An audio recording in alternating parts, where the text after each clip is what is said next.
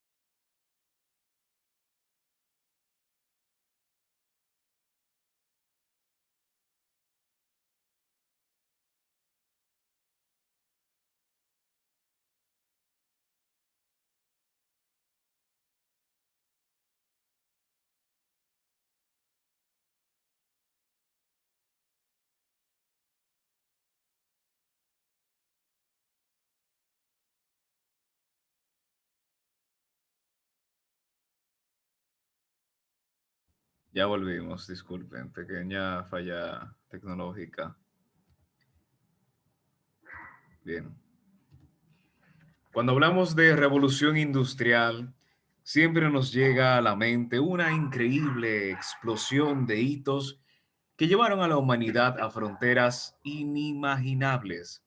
Entre estos hitos, siempre destacamos uno en particular, y fue la creación de la máquina de vapor, lo que selló un camino lleno de retos, luces y sombras para la humanidad, pues fue el inicio a la apertura de avances en factores de tierra y trabajo, gracias a cambios significativos en el modo de producción, vías de comercio, optimización de mano de obra por unidad producida, entre otros cambios. Hoy encontramos el mismo reto en distinto contexto, pues esta ha sido una dura y difícil tarea para gerentes privados y gobernantes, ya sea por el desconocimiento de medios para hacerlo o por la poca accesibilidad de recursos, lo que en muchos casos repercute en pérdidas económicas fatales. Pero hoy, gracias a la Asociación de Estudiantes de Economía de la UASD, ASOECO, y la disposición y esfuerzo de la Facultad de Ciencias Económicas y Sociales, UAS, y nuestra estimada Escuela de Economía, contamos con el placer de poder ser partícipes de una conferencia titulada Relevancia de la inversión en la investigación y desarrollo en la productividad económica con un enfoque latinoamericano.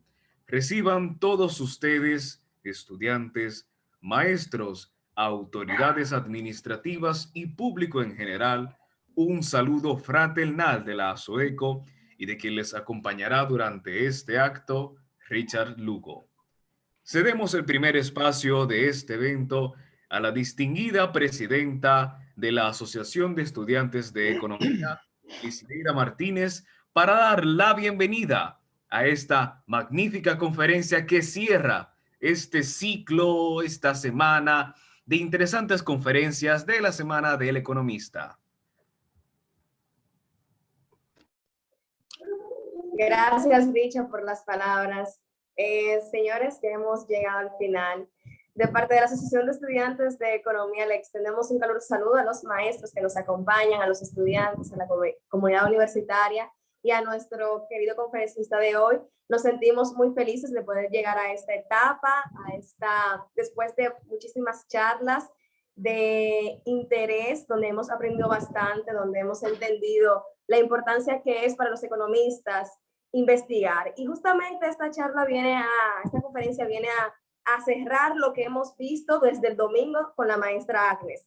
La importancia que tiene para los estudiantes y los economistas investigar y cómo esto entonces repercuta en la productividad de un país y en la economía en sí.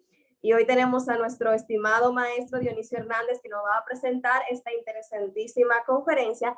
Esperamos que sea de provecho, esperamos que esta semana ha sido de provecho para todos y nada, muchísimas gracias de parte de la asociación por el apoyo. Para complementar todo este conocimiento que hemos creado en estos días, contamos con el honor de un destacado docente de nuestra Facultad de Ciencias Económicas y Sociales, el maestro Dionisio Hernández, quien reúne un sinnúmero de experiencias y méritos en toda su vida. Entre estos, tenemos que es egresado de la Escuela de Estadística de la Universidad Autónoma de Santo Domingo y hoy docente de la misma escuela, especialista en estadística para el desarrollo económico, con una especialidad en historia del arte y la cultura. También, en su larga experiencia, fue director de la Escuela de Economía, quien actualmente también es consultor nacional e internacional en diseño de investigaciones con aplicación a estadísticas en otras áreas del conocimiento, en marketing y en áreas de gestión empresarial. También es presidente del Centro de Investigaciones de Mercado y Asesoría Empresarial SRL. Recibamos todos nosotros la increíble ponencia del maestro Dionisio Hernández. Muchas gracias y buenas noches, distinguidos, amables y amigos que nos acompañan esta noche. Permíteme saludar a la maestra Annie Mirqueya Mateo, que la vi conectada por aquí, no sé qué otra autoridad está conectada. Y obviamente a la directiva de la Asociación de Estudiantes de Economía. Quiero hacer la precisión de que fui director de la Escuela de Estadística durante 2 periodos, no de la Escuela de Economía. A la economía me vinculan muchos aspectos de mi vida, entre ellas estudios en el área de desarrollo económico y en gran medida mis primeros pasos en el mundo profesional fue justamente como investigador en el área económica, específicamente en el área de economía informal, donde agoté 3 años de mi vida como investigador en esa área y como articulista de periódicos justamente sobre economía informal y microempresa en Santo Domingo.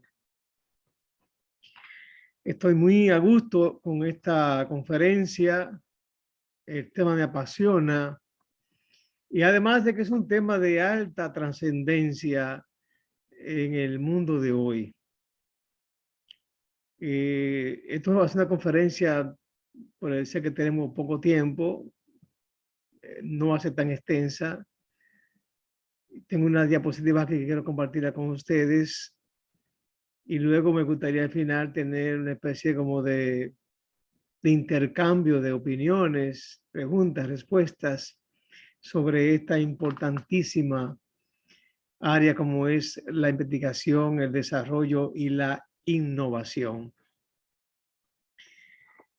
Entonces,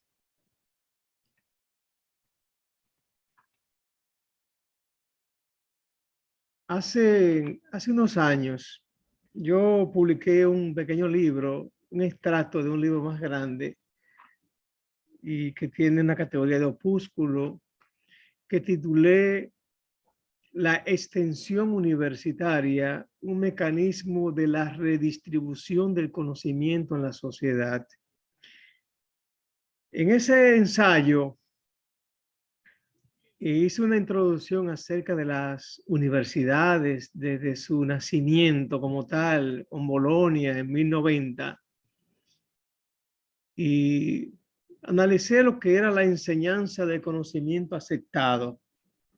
Y luego el realce que adquiere la universidad con el surgimiento de la investigación universitaria, que viene de la mano con el nacimiento de la Universidad de Humboldt en Berlín, Alemania, en 1810, que es la segunda función sustantiva de la universidad. La primera es la docencia y la tercera es la extensión universitaria, que nace en la Universidad de Cambridge, Inglaterra, en 1872, aunque ya tuvo sus primeros inicios en 1840, cuando se crearon las primeras escuelas de alfabetización de adultos para incorporarlo al desarrollo industrial que vivía Inglaterra en esos años. Y Cambridge se incorpora justamente en ese programa de alfabetización de adultos por la necesidad, por la creciente necesidad que tenía la industria de una mano de obra cualificada. Yo inicio mi conferencia justamente en esta parte porque la investigación y el desarrollo tiene su cuna justamente en la universidad, que es el centro por excelencia para impulsar el desarrollo. De hecho, hoy día, en muchos países del mundo, la investigación, el desarrollo y la innovación se están llevando a cabo en universidades. Y como se trata de esta conferencia en gran medida de la inversión en esta importante área de conocimiento, en nuestro país específicamente es el Ministerio de Educación Superior, Ciencia y Tecnología quien está financiando proyectos de investigación a través de fondos SID, como conocemos hoy día.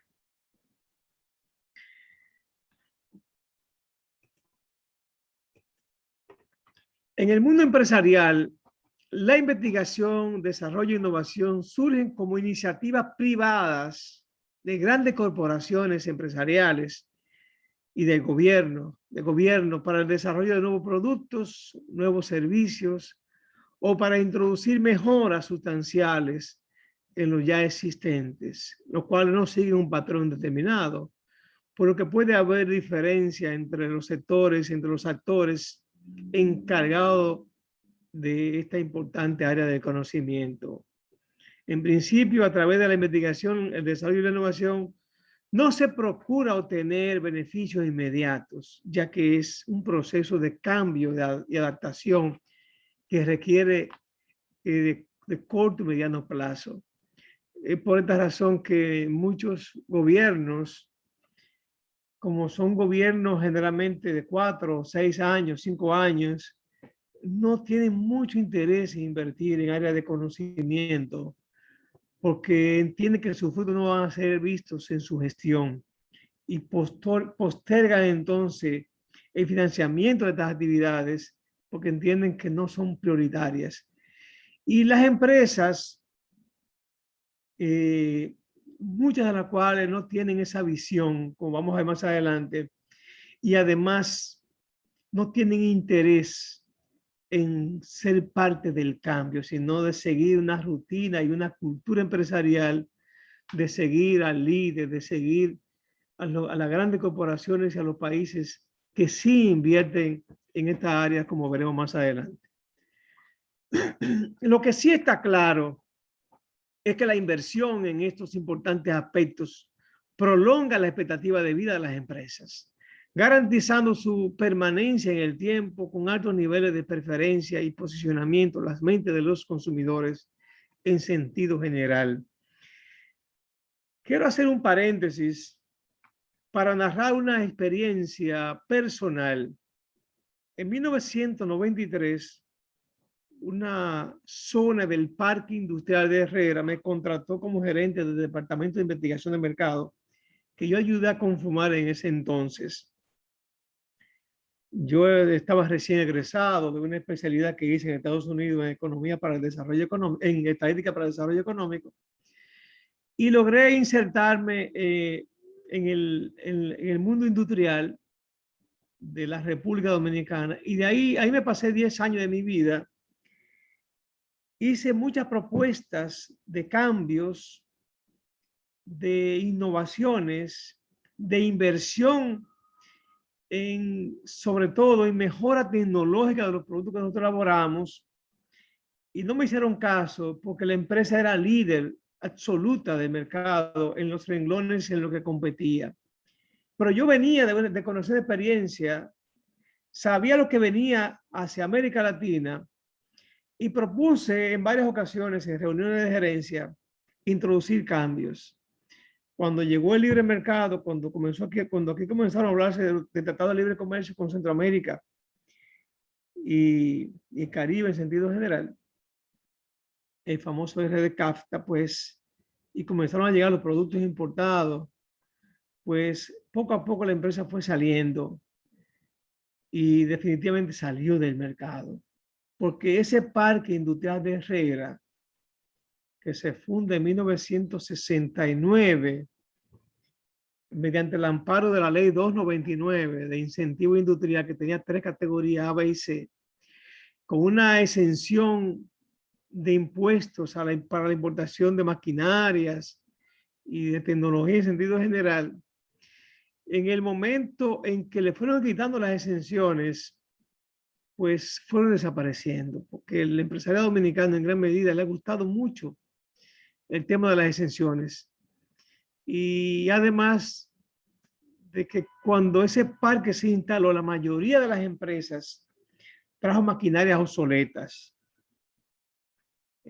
usada en gran medida en otros mercados, y no lograron entonces hacer las adecuaciones y los cambios tecnológicos para competir y para prepararse para ese libre mercado que ya se vislumbraba.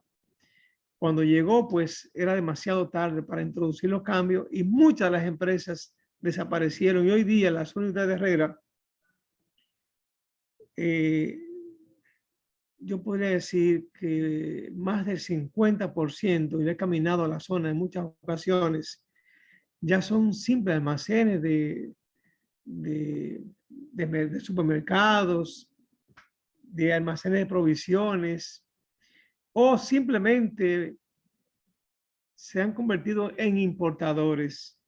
Pero lo que es la esencia de la producción industrial ha desaparecido en gran medida. Hoy día se asume que la función fundamental de un departamento o división especializada en investigación, desarrollo e innovación procura servicios o productos que relancen y reposicionen permanentemente a las empresas con significados agradables en la mente de los consumidores. Las empresas que invierten en investigación, desarrollo e innovación son aquellas que permanentemente se están relanzando. No tienen que esperar a que se agote un periodo de obsolescencia planificada, sino que ese departamento de investigación y desarrollo está produciendo conocimiento permanentemente, porque hoy día el conocimiento, y eso lo analiza de manera magistral Neil Ferguson en un libro, él es historiador inglés, en un libro que se titula Las civilizaciones, el caso de Occidente. De hecho, se puede conseguir en PDF,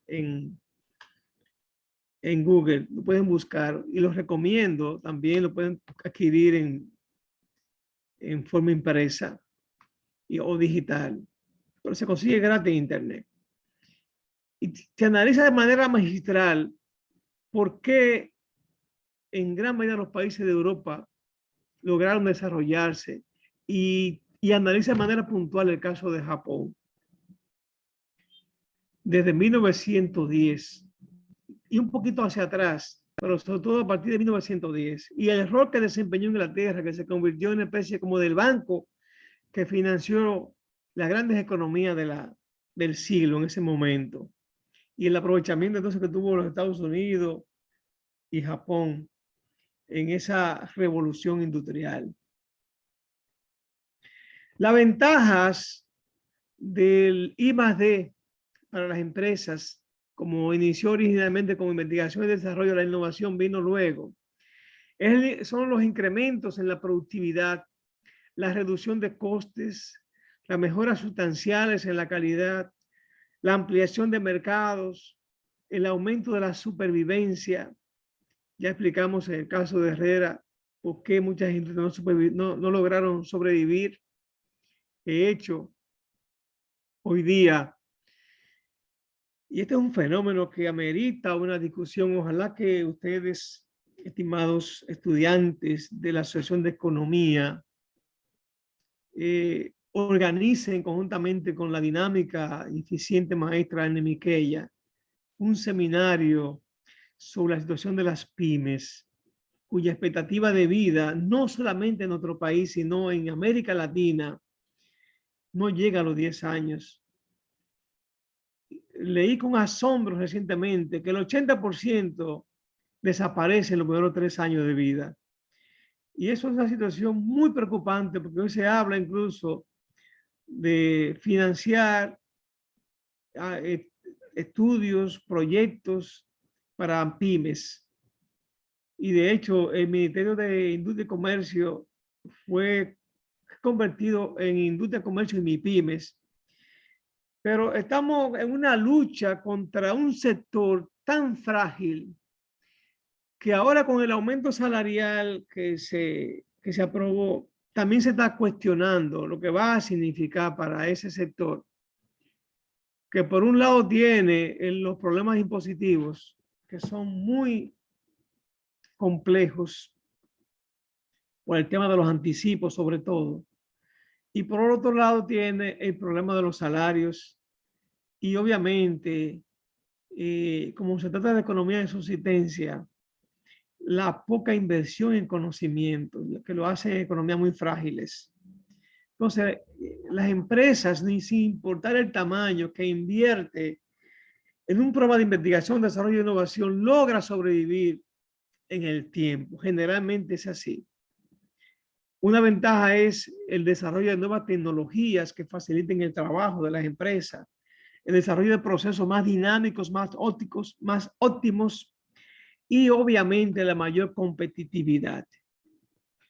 Entre las ventajas que hasta ahora uno ha visto en el mercado, tanto mercado local como internacional, está el conocimiento exclusivo de tecnología generada, la independencia tecnológica de la empresa, la posibilidad de explotar comercialmente las innovaciones y se puede acceder a ventajas fiscales por la inversión. Todavía en nuestro país hay que sensibilizar un poco de que se logren ventajas fiscales por la vía de la investigación, el desarrollo y la innovación, que eso es un proceso que aún no se ha agotado en nuestro país y que yo espero que a partir de esta reclasificación de las industrias, de las empresas y las motivaciones que puedan surgir en cuanto a la inversión privada, investigación, desarrollo e innovación, pues también se acompañen de ventajas en materia impositiva. Los inconvenientes que presentan las empresas que tienen capítulos a investigación, desarrollo e innovación son que suponen una inversión importante de recursos. Eso es, hay que estar claro en eso. La investigación cuesta, el desarrollo tecnológico cuesta, porque además la contratación de personas experimentadas, de cerebros, también tiene un costo y muchas empresas no están dispuestas a pagar, que es un problema también cultural de nuestro país.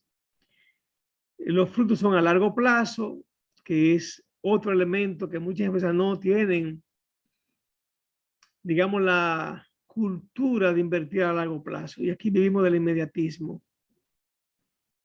Y el elevado nivel de riesgo, porque muchas veces, o sea, no siempre las nuevas innovaciones son tan fructíferas, porque además esto es una dinámica. Y hemos visto, por ejemplo, casos a nivel mundial de empresas que han hecho grandes inversiones en innovaciones y en reconversión industrial. Y uno de ellos fue el caso de Nokia, una empresa finlandesa que en principio hizo una reconversión industrial porque era una empresa maderera y decidió invertir en tecnología. Y recordemos los celulares Nokia, que en su momento eran lo más novedoso, los más modernos, pero por un problema de software sobre todo, no pudieron competir con Android y con el sistema iOS de iPhone. Y lamentablemente Nokia prácticamente desapareció. Y aquí no importó las grandes inversiones, sino que lamentablemente no fueron fructíferas y no pudieron competir con otras corporaciones, sobre todo japonesas y norteamericanas. La inversión en investigación, desarrollo e innovación siempre va a depender de tres factores fundamentales que son el volumen de recursos financieros disponibles, los costes del proyecto y la capacidad de la empresa para hacer frente a esos proyectos. Las fuentes del presupuesto que requiere un departamento de investigación, desarrollo e innovación es la aplicación de un coeficiente de presupuesto total dedicado a ese componente. La aplicación de un porcentaje sobre el presupuesto total que sea similar al de las empresas competidoras, un porcentaje sobre el volumen de facturación o en función de los objetivos establecidos. Aquí entra un factor fundamental, es el presupuesto. Y muchas empresas tampoco tienen cultura en trabajar con presupuestos. Aquí estamos acostumbrados a hablar de presupuesto de ventas y se habla de planes de marketing, pero no se habla de otro presupuesto. No se habla de presupuesto, digamos, de producción. No se habla de presupuesto para invertir en conocimiento, que es la gran deuda que tienen nuestras empresas, incluso el gobierno en gran medida. Ya dije que en otro país el gobierno a través del Ministerio de Educación Superior es quien está apoyando mínimamente algunos proyectos de investigación. Mínimamente a través de fondos sí, pero es una inversión, como veremos más adelante, muy insignificativa respecto al Producto Interno Bruto. La investigación, el desarrollo y la innovación son un motor de la actividad económica de la que todas empresas pueden beneficiarse, ya que asegura formas de optimizar recursos, ofrecer bienes y servicios cada vez mejores y produce un incremento significativo en la reputación de la organización ante inversores y clientes. Aquí me viene a la mente una empresa que estoy seguro todos ustedes conocen, recuerdan que es el caso de Gillette. Gillette ha permanecido en el tiempo y es una empresa con una... He tenido la oportunidad de trabajar ese caso para un proyecto doctoral que estoy desarrollando actualmente en una universidad mexicana en dirección comercial, básicamente. Y he estudiado el caso de Gillette. Gillette es una de las empresas que más dedica al capítulo de investigación, desarrollo e innovación. Y se dan el lujo de decir que solo Gillette supera a Gillette. Cuando una empresa se da el lujo de decir eso, es porque sabe que no hay más nada en el mercado que no sean ellos. Que cualquier otra cosa realmente no tiene la calidad que tienen ellos y no tiene, sobre todo, el nivel de recordación favorable en la mente de los consumidores y en los inversionistas. Por esa razón, cuando tú buscas en los puestos de bolsa, las acciones de esas empresas siempre están hacia arriba. Es muy difícil ver que estén en picada. ¿Por qué? Porque mantienen un nivel de reputación a nivel de inversores y de clientes que la hacen líder absoluta en el mercado. Una empresa con una fuerte inversión en investigación, desarrollo e innovación siempre genera confianza. La tecnología es la mejor vía para potenciar la vida útil, la eficiencia y los usos de un producto o servicio. Los clientes, los inversores valorarán ese interés en la innovación como una prueba de la calidad y la visión a largo plazo de su negocio. ¿Qué está pasando en el mundo respecto a la inversión e investigación, desarrollo e innovación? Aquí en esta gráfica, cuya fuente es el Banco Mundial, al 2017, observen que la inversión en investigación, desarrollo e innovación como producto del PIB, ¿cómo varía en los países de América Latina? República Dominicana tiene el 0.03%, Guatemala 0.03%, Honduras 0.04% y va subiendo. Y Brasil es el único que tiene el 1.26% como porcentaje del PIB. Veamos el caso ahora de algunos países desarrollados. Y yo quise poner ahí de contrabando a República Dominicana para que vean la comparación y el promedio de América Latina. República Dominicana, el 0.03, esto es a 2018, que República Dominicana mantiene el mismo porcentaje, 0.03. El promedio de América Latina es 0.3. Nosotros es 0.03.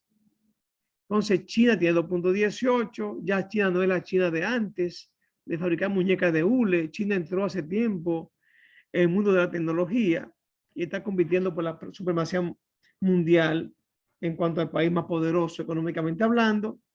Francia 2.2%, los Estados Unidos 2.84%, Alemania 3.03%.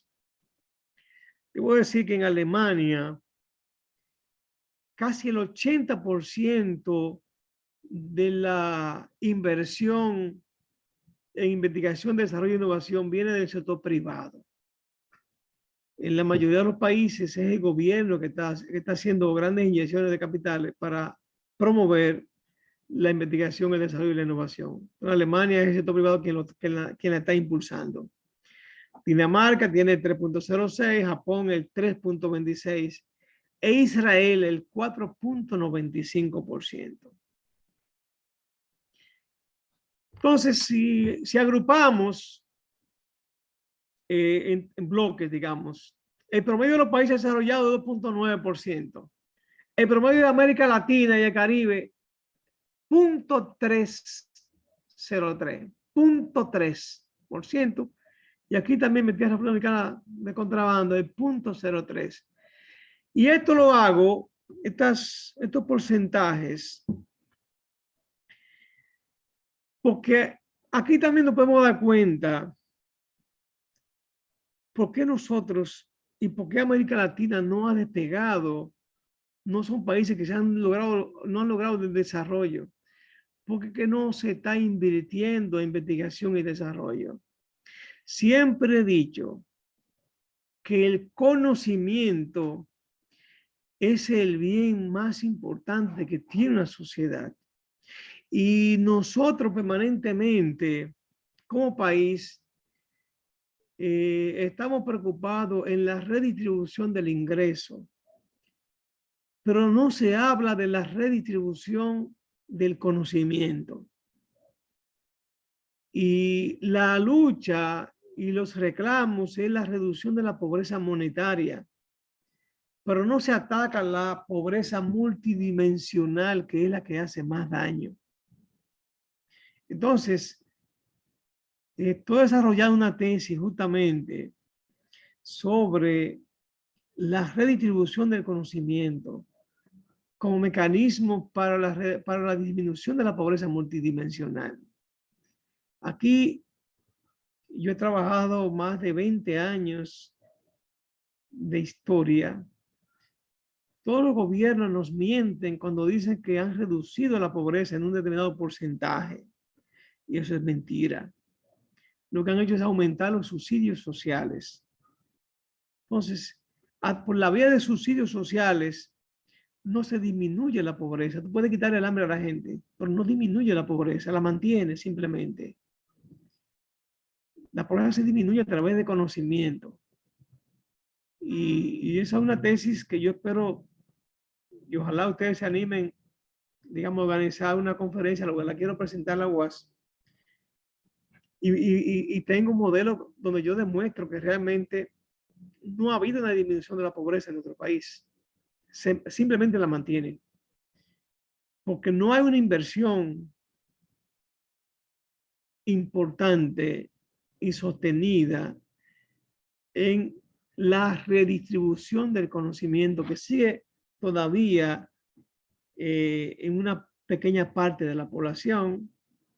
La UAS se ha convertido en una especie como de niveladora social, una universidad de puerta abierta, que gracias a ella yo puedo estudiar, la mayoría de ustedes me están viendo y los que están en otras redes que no están siguiendo también. Gracias a la UAS se ha logrado, digamos, sacar a mucha gente de la pobreza real, que es la pobreza de conocimiento. Como conclusión a mi conferencia, porque como dije en principio, esto es más bien para provocar una especie de diálogo, de conversatorio, de opiniones al respecto. La educación, y ya lo he dicho, sumado a la inversión e investigación, desarrollo e innovación, es la clave para el desarrollo de un país.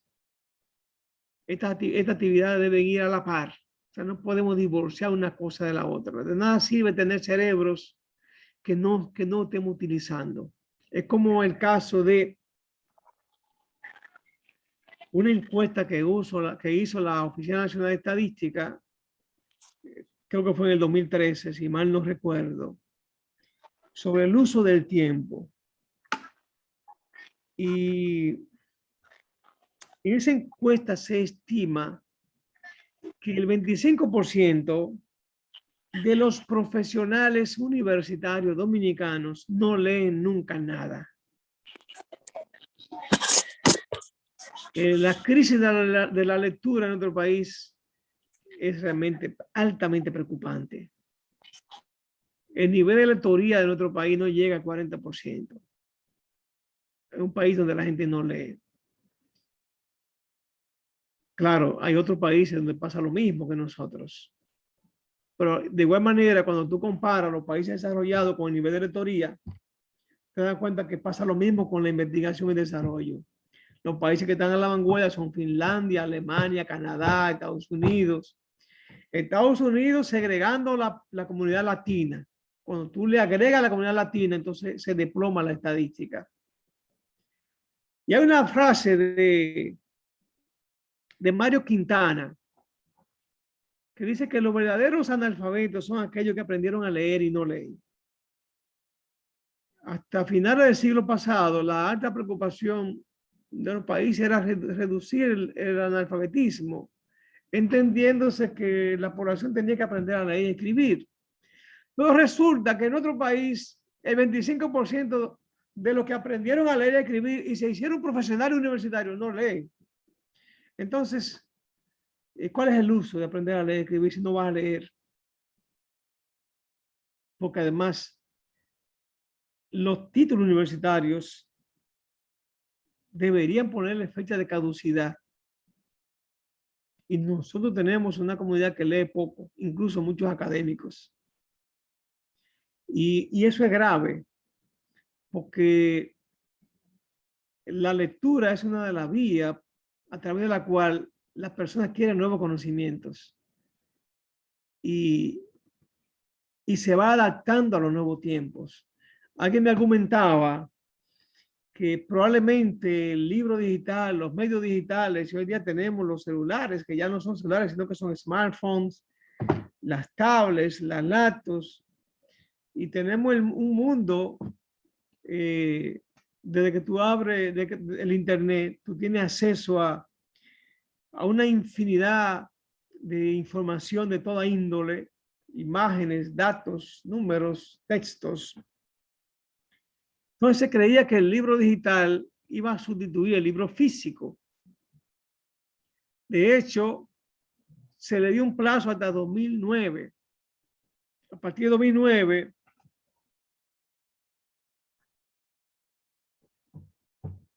se creía que el mundo iba a cambiar bruscamente hacia el libro digital.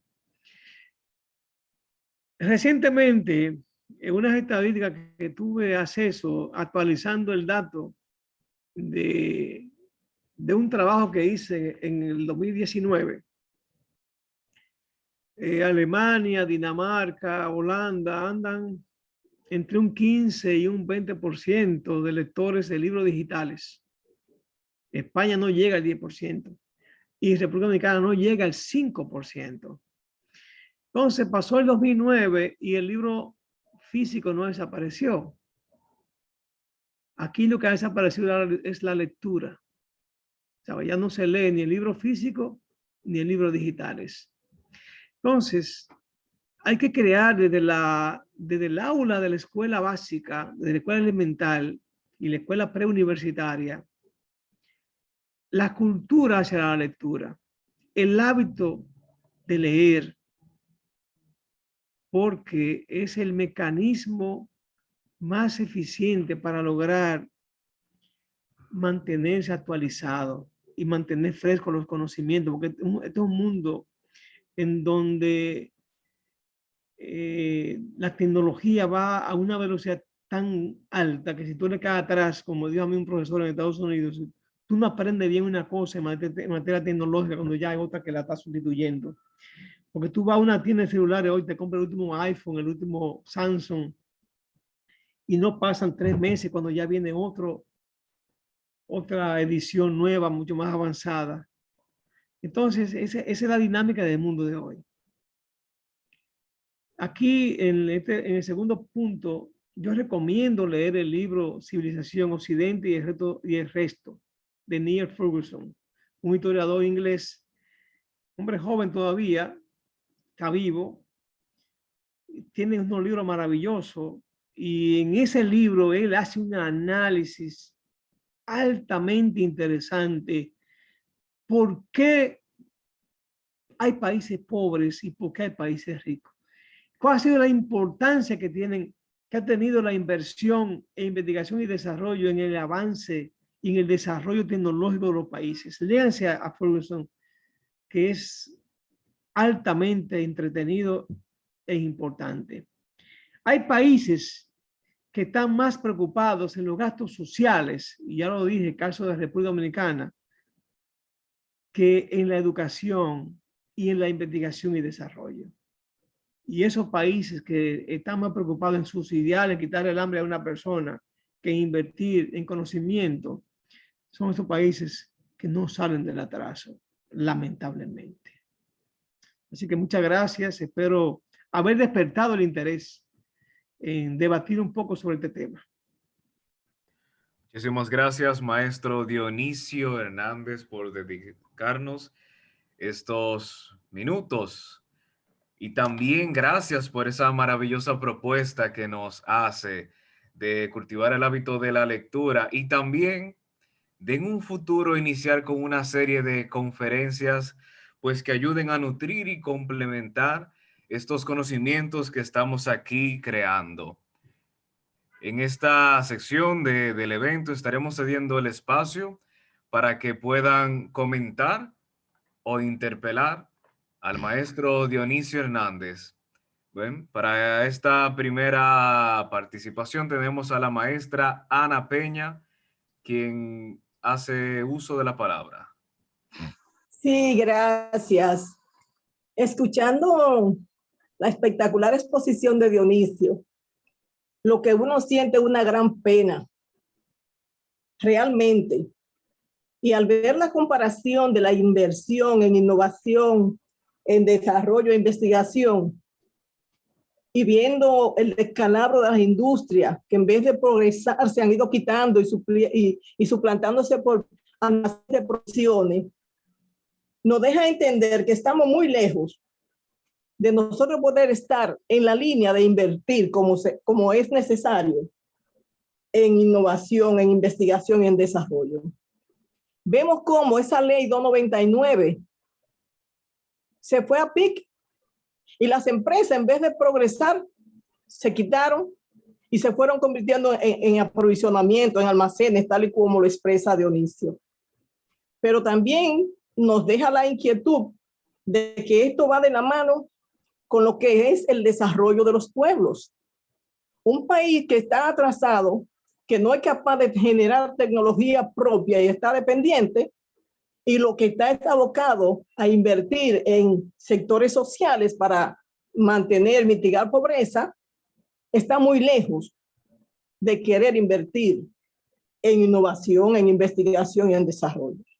De verdad que Yo siento como un dolor en el alma con la exposición tan brillante, tan buena, tan importante, pero realmente veo un divorcio en mi economía, en la sociedad dominicana, de que se pueda dar, viendo también que la gente no lee, como lo dice Dionisio claramente, ni lo que estamos letrados leemos, imagínense, y estamos sustentando una porción de la población que lo que le estamos dando comida y dando servicio para que ellos se mantengan en la miseria.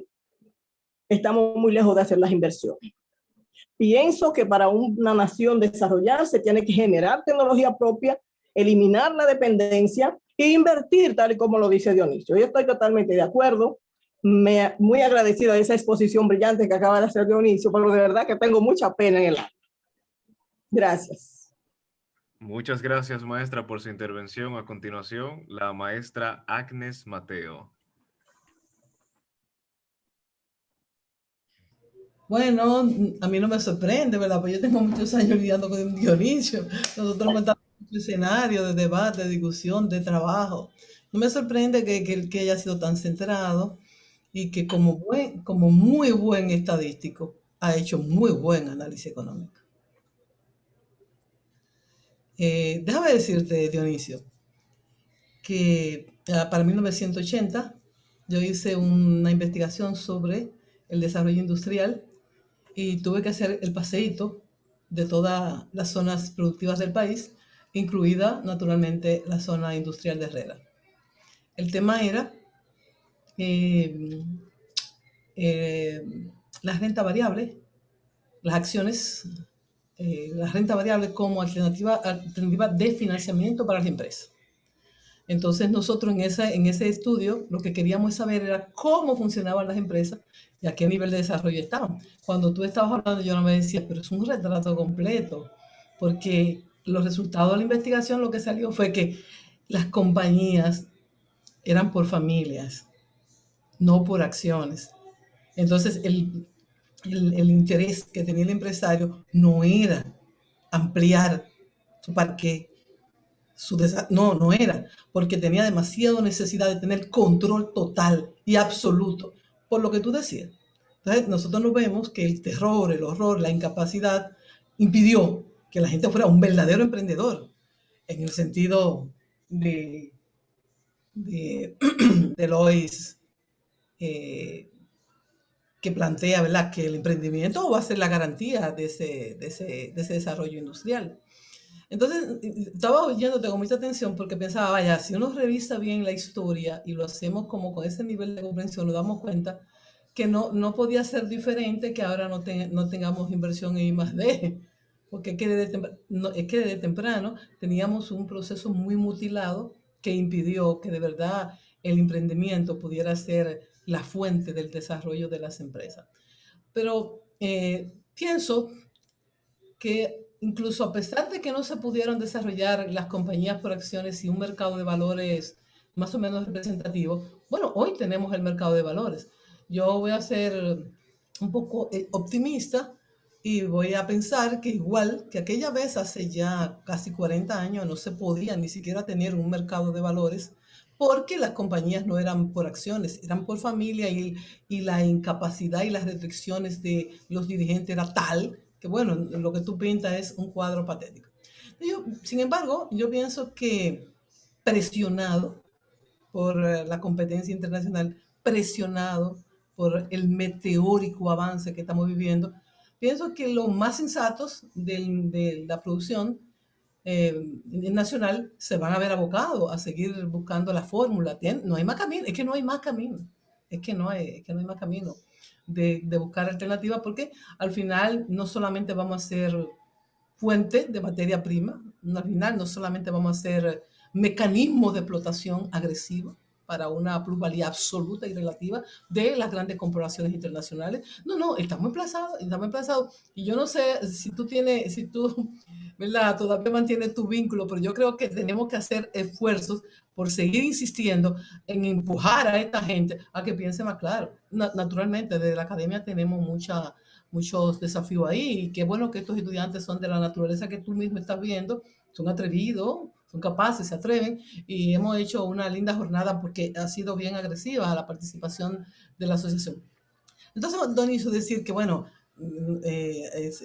fue muy grato escucharte. Para mí no fue sorpresa porque ya, ¿verdad? Yo sabía, te conozco y sé muy bien que eres centrado, que tienes fundamento y que has jugado tus papeles en la universidad a ese nivel de seriedad. Y entonces yo, ¿verdad? Estaba confiada en que tu trabajo iba a ser muy bueno. Pero me encantó sobremanera escucharte, ver la manera sensata, bonita, sencilla, en la que ha presentado cosas, elementos fundamentales, importantes, y que yo creo que para esta actividad del Día del Economista, tú como buen estadístico has jugado muy buen papel como analista económico. Permíteme, Richard, saludar la participación de las maestras que me han seguido en el comentario. Y Ana Miquella, pues gracias por tus palabras. Obviamente, también la maestra Victoria. El caso de Herrera, Miquella, que yo lo viví durante 10 años y que me preguntaba en ese momento, quizá por mi juventud, ¿por qué la mayoría de las empresas eran todo familia? Por ejemplo, en la industria yo trabajé, habíamos 12 gerentes y de los 12 gerentes, solamente 2 no éramos de los dueños. Estaban los hijos y las esposas y estoy hablando de donde yo trabajaba en una industria bastante grande que tenía 800 obreros. Pero se fue al fracaso pues, justamente por eso, porque además los problemas de gerencia eran evidentes cuando hay familia. Y eran unos pleitos de apague y vámonos, empezando por ahí. Y lo que tú dices, la poca visión que existía en ese momento. Mira, yo no es que estoy pesimista realmente. Yo creo que nosotros hemos avanzado mucho como país. Por ejemplo, tú mencionas el caso de la Bolsa de Valores de Santo Domingo. Tenemos un sector bancario que se ha consolidado a pesar de los tropiezos, a pesar de una especie de epidemia, de quiebra bancaria que hemos vivido aquí. Y que tuve la oportunidad de trabajar una experiencia para mí maravillosa. Yo trabajé en la fusión de Baninter con el Banco del Comercio, que ya de por sí era una cadena de bancos quebrados. Yo estuve ahí adentro trabajando en ese proceso de fusión. Yo hice el estudio de factibilidad para la fusión. Y luego ver lo que pasó con ese banco, que ya es otra historia. No obstante eso, tenemos una banca muy fortalecida que se ha desarrollado. Tenemos un sector comercio que se ha desarrollado grandemente, a pesar de que también ha significado la quiebra de muchos negocios pequeños. Por ejemplo, Ana Miquella y demás compañeros que están aquí y los que nos siguen a través de otros medios digitales, yo recuerdo que yo viajaba al interior, yo viajaba mucho a Puerto Plata, Santiago, a La Vega, San Francisco. En Puerto Plata recuerdo que había muchos pequeños supermercaditos, almacenes, y de repente cuando se instaló la sirena ya, todos desaparecieron. Eso pasó en La Vega, eso pasó en Santiago. O sea que también, si bien es cierto que ha habido un avance en cuanto a la instalación de cadenas de supermercados, también ha significado la quiebra de pequeños negocios. Pero lo que más me llamó la atención aquella vez fue justamente esa economía familiar que encajaba más en una economía de subsistencia, como si se tratara de pequeña empresa, que es la lógica. Tampoco entendí en aquel momento por qué había maquinaria tan obsoleta. Por ejemplo, nosotros fabricamos toda sanitaria, papel higiénico, servilletas, pañales desechables. Y recuerdo dos experiencias. Una máquina para producir papel higiénico y producir 280 cajas diarias. Una caja trae 48 rollos. Necesitamos 14 obreros, un operador y un ayudante. O sea, 16 personas para producir 280 cartones diarios. Pues una maquinaria en los Estados Unidos, yo tuve la oportunidad de verla, porque estuve viajando en un momento determinado buscando a ver si traíamos maquinaria nueva. Producía el doble que nosotros con un solo operador.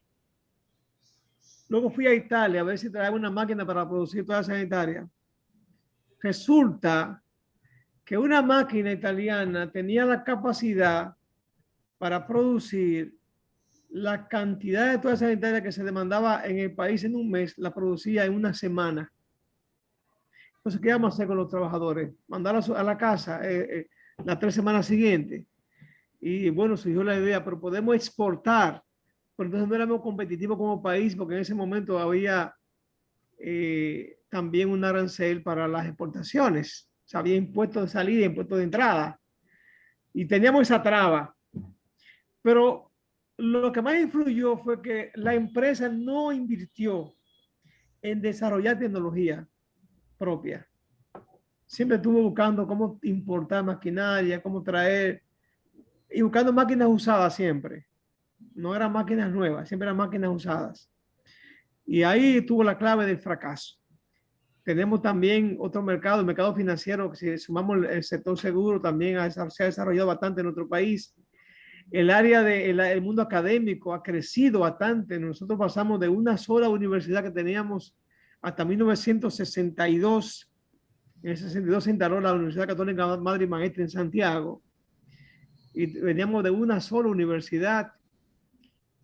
Y ya tenemos aquí 52 universidades, tengo entendido. Y hasta el 60, y aquí quiero darle un poquito de promoción a la mujer. Micaela, tú que has sido una activista de la lucha de la mujer, cuando llegó Trujillo al poder en el 30, apenas el 3% de los estudiantes universitarios eran mujeres. En el 60 se logró llegar a un 6%, siempre con el permiso del jefe.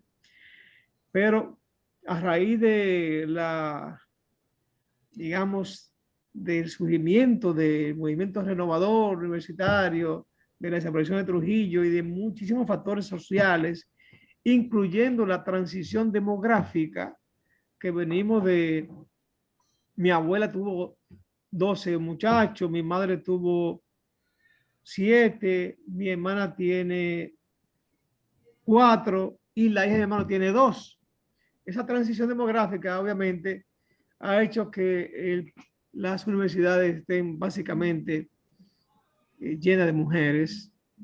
Ya no simplemente son carreras específicas, sino que ya la mujer en la UAS representa casi el 70% y en el sistema de educación superior anda por un 64%. En la UAS casi el 70%. Y no obstante ese desarrollo de la población universitaria y el desarrollo de universidades, que tenemos universidades, señores, en pueblos.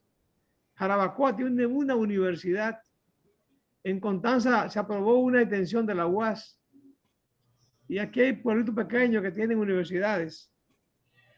Pero también esas universidades que se han llevado a los pueblos no se han concebido como un proyecto de desarrollo.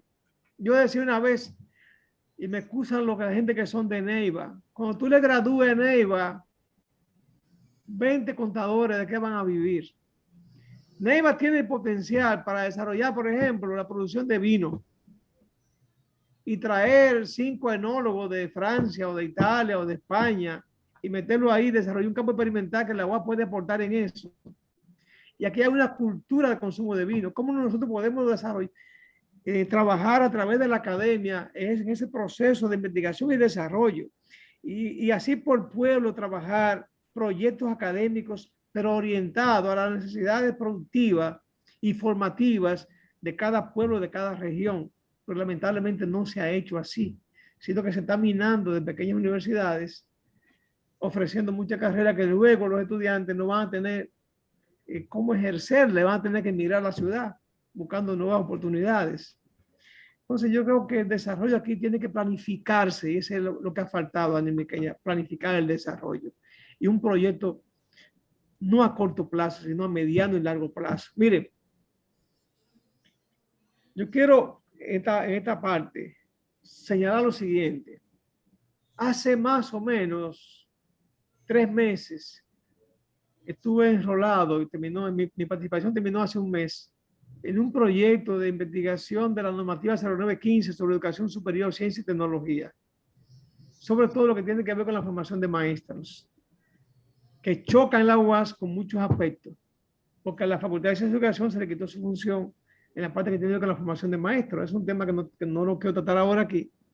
Lo que quiero significar es que en esa normativa 0915, en base a esa normativa 0915, en la pasada gestión, aquí se aprobó un plan presidencial, una meta presidencial de formar 20.000 maestros de excelencia.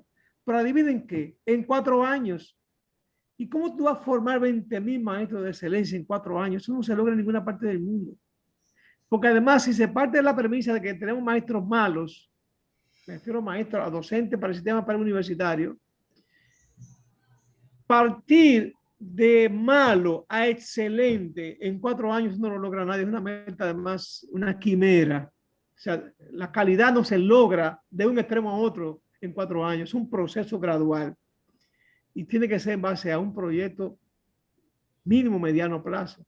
Fíjense que los objetivos de desarrollo sostenible de las Naciones Unidas, en la meta 2030, ¿cuándo empezó eso? Empezamos con los objetivos de desarrollo sostenible, digo de milenio, y ahora con los ODS, pero o sea, el 2030.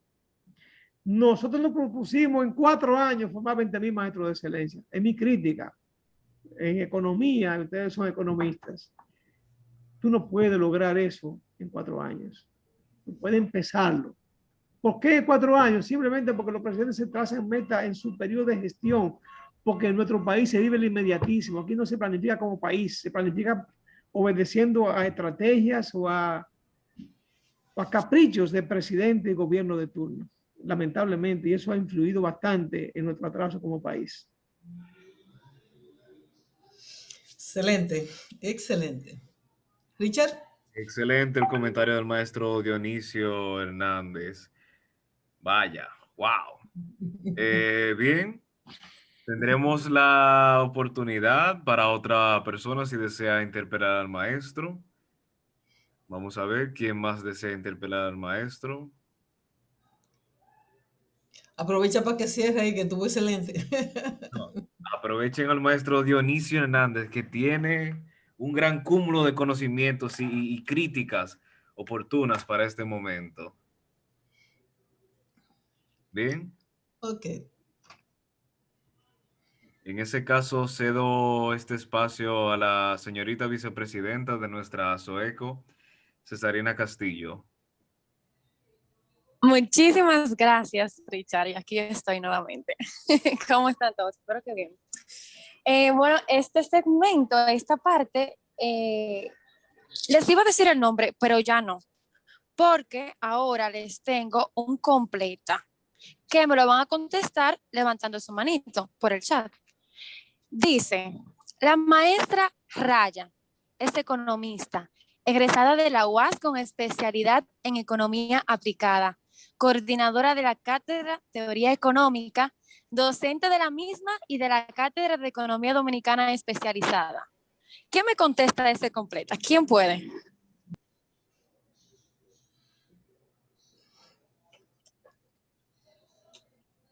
Son 10 puntos el que me conteste, son 10 puntos. Voy a hacer yo entonces, Ana Victoria. Yo iba a responder también. Así es, aquí vamos a tener ahora a nuestra querida maestra Ana Victoria Peña. Ella comparte su ejercicio profesional con la poesía, como todos bien conocemos, y es muy buena. Y los fondos financieros están orientados a favorecer causas sociales e instituciones sin fines de lucro. Vamos a escuchar a nuestra querida maestra lo que nos trae esta noche. Ay, Bueno, no, me faltó una partecita, nos trae otro completa. ¿Qué nos trae la profesora? ¿Qué nos trae la maestra Ana Peña? A, cantos. B, exámenes. C, poesía. D, ninguna de las anteriores. Poesía. Ya dijo, ¿verdad? B. Digo C.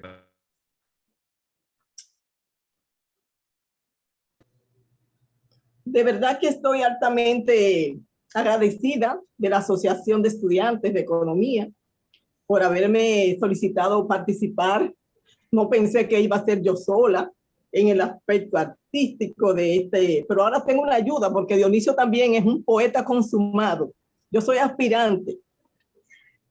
No sabía que era sola que iba a estar, pero voy a hacer un segmento, como estamos en la Semana del Economista, que felicito a la asociación por esa grandiosa semana que nos ha dedicado a ellos, que van a ser nuestros futuros economistas brillantes todos. Voy a hacer una poesía de mi libro, Dejando fluir mi musa, del 2014, y son una poesía en el orden económico-social. La primera se titula El crecimiento del Producto Interno Bruto. ¿Y qué? Y dice así: el Producto Bruto Interno crece aquí regularmente. Lo que no ha podido hacer es que mejore la gente. Tiene dos muletas francas para sustentar el crecimiento, que es la inversión extranjera y el famoso endeudamiento. Si el Producto Interno crece, endeudándose así, tengámoslo muy seguro que el pueblo es que va a sufrir. Si además esto se combina subiendo la gasolina, debe usted de prepararse, pues subirá la comida. Si usted se pregunta dónde la comida subirá, no se ponga muy meloso, que en su panza no será.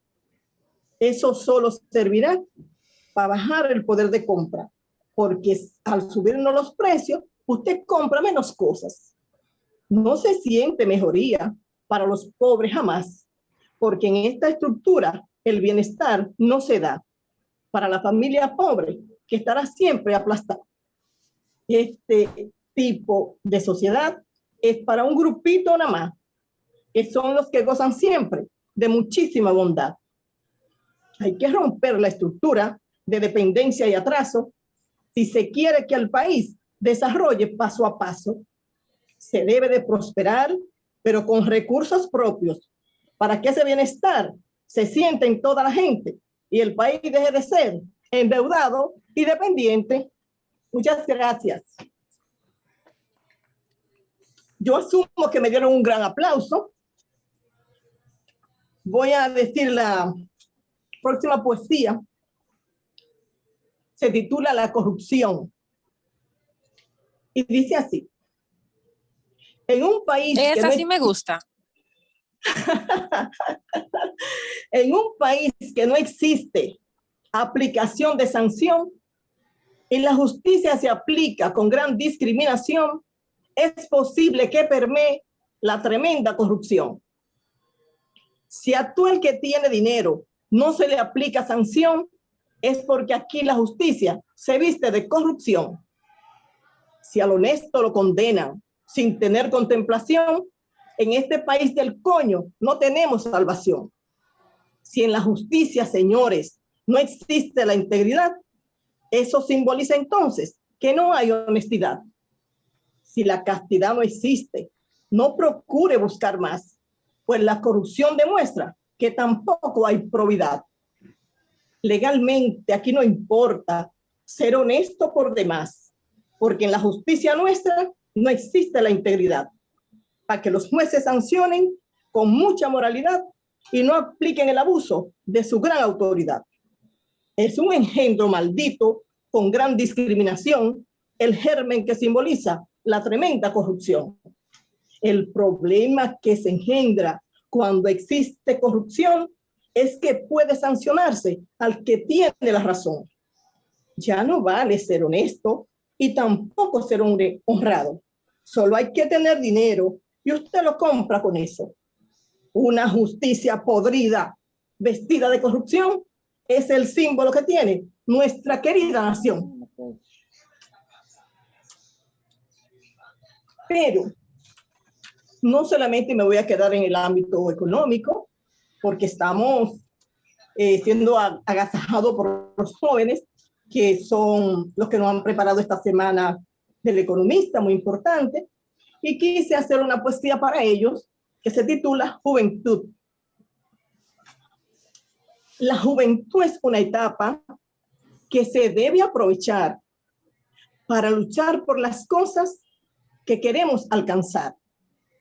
Es el periodo más valioso que podemos disfrutar pues tenemos fuerza y brío para proyectos lograr. Físicamente uno está con los ojitos brillosos, un cuerpo fornido y fuerte y un corazón portentoso. La cabeza la tenemos toda llena de ilusiones, no albergan las esperanzas, todo llena de emociones. No conocemos el miedo, para uno no hay barreras, y si hay impedimentos, uno se vuelve una fiera. No existe la oscuridad, solo existen desafíos, y el joven los librará porque tiene mucho brío. La salud es resplandeciente, por eso el joven está dispuesto a vencer los frentes para sus metas alcanzar. Se pierde hasta la noción cuando uno se cree supremo y en cualquier dificultad no mide ni los extremos. Aunque es el mejor momento que uno en su vida tendrá, tenemos que tener claro que un día terminará. Fuiste niño, fuiste joven, pero no debes olvidar que si no te mueres antes, a viejo vas a llegar. Por eso hay que trascender en el mundo terrenal para culminar su vida de una manera ejemplar. ¡Que viva la juventud! Excelente. Me gustaría que Dionisio me acompañe en una poesía, porque Dionisio tiene muchísimas poesías. Bueno, en lo que tú estabas leyendo, tu poesía, yo seleccioné una de mi libro Del otro lado de la selva de cemento. Tiene sentido, se llama Sueño de invierno. Era una mañana callada y vi un sol de invierno mostrando su primera sonrisa y un bosque claro inclinado reverente para recibirlo. Me paré a contemplarlo. Una agradable brisa acarició mi piel. Y en un instante del tiempo atrapé en mi mente un pensamiento alado, construyendo un deseo. El sol trae una buena noticia. Se acabaron las guerras. Ya no habrá más penas sufridas y calladas. Ya hay gobierno. La justicia arregló la balanza dañada por la corrupción y se volvió a poner la venda para subir al estrado. La sonrisa volvió a sonreír. Mis vecinos me dicen hermano. Me sonrío. Las malas noticias están en los libros de historia. Dios salió de los altares y ahora está construyendo cielos en las calles, en las ciudades y en los campos, en los ríos y en los mares, en los hogares y en las mentes de las personas. El perdón salió de su escondite y volvió a construir puentes para acercar lejanías. Ya no se escuchan rezos ni lamentos, ya solo se escuchan cantos y alabanza de un mundo feliz donde vale la pena vivir. De repente sonó el despertador y desperté. Wow, ¡Bravo! bravísimo. Y es cómo cerramos con broche de oro. Le voy a leer la última. Dígame. Le voy a leer una última poesía. Adelante, maestra. Que se titula Cuando uno se enamora. Es para ustedes, los jóvenes. Y para los viejitos que seguimos enamorados, ¿verdad? Dice así. Cuando uno se enamora, se le enciende la pasión. Se le aflojan las rodillas y palpita el corazón. Cuando uno se enamora, mira todo diferente. Y a toda la gente que pasa, uno le sonríe siempre. Cuando uno se enamora, se le quita el apetito. Y si el amado está cerca, uno se pone loquito. El tiempo se pone corto cuando uno se enamora y uno tiene la ilusión de que se alarguen las horas. Uno no mira defectos cuando uno se enamora y cualquier cosa que pasa, uno siempre lo acomoda. Cuando uno se enamora, se encuentra más diligente, hay más flexibilidad y comprensión con la gente. Cuando uno se enamora, lo ve todo color de rosa. Y uno ama a todo el mundo por sobre todas las cosas. Ame hoy, ame mañana, y ame con devoción, y ame con amor al prójimo como lo pide el Señor. Téngale amor a la vida y no se rinda jamás, pues el que persiste triunfa en cualquier adversidad. Por eso hay que enamorarse, aunque haya dificultad, y buscarse una pareja y no soltarla jamás. ¡Que viva el amor! Con eso termino. ¡Que viva! Con eso termino dándole las gracias a la asociación por mi participación. De verdad agradecida por la celebración que nos hicieron y por la participación que me han solicitado. Estoy siempre a sus órdenes. Claro que sí. Muchísimas gracias. Agradecidos estamos nosotros con ustedes por toda la con usted y todos los profesores por toda la disposición. Y esperemos que todo siga así, saliendo bien, y vamos por más. Amén. Bien, en nombre de la Asociación de Estudiantes de Economía, agradecemos a ustedes, los profesores, al maestro Dionisio, a la maestra Ana Peña por deleitarnos en esta noche y así darle cierre a esta Semana del Economista, que sé que muchos de nosotros deseamos que siga y que siga para seguir escuchando tan bellas palabras, pero lamentablemente este evento cierra aquí. Se acabó. Gracias, maestra Agnes, por hacer esto posible. Un aplauso para ustedes. Gracias.